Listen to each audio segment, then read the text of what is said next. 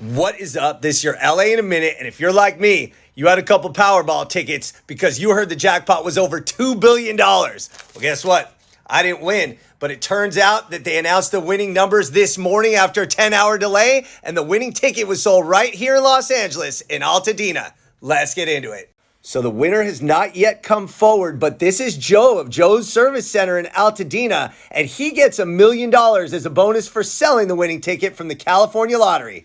The lottery came out to Joe's Service Center this morning, as did a gaggle of media.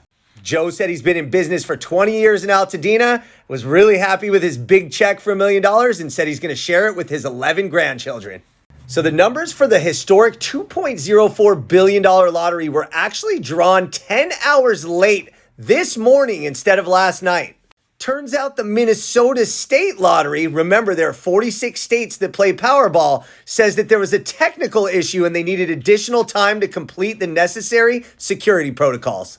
This is by far the biggest lottery jackpot ever. The previous record was split by 3 ticket holders in 2016 for a mere $1.586 billion. What are the odds of winning the Powerball jackpot? 1 in 292 million. Put it this way, the odds of getting struck by lightning twice is 1 in 9 million. By the way, the winning numbers were 10, 33, 41, 47, 56, and the Powerball was 10.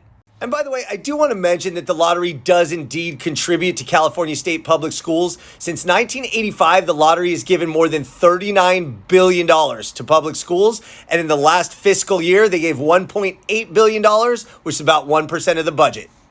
And by the way, this lucky winner wasn't the only big winner. There were 11.2 million tickets that won cash prizes totaling $98 million in other winnings. And by the way, there were 22 other tickets that each won at least $1 million, which reminds me, I need to check these again.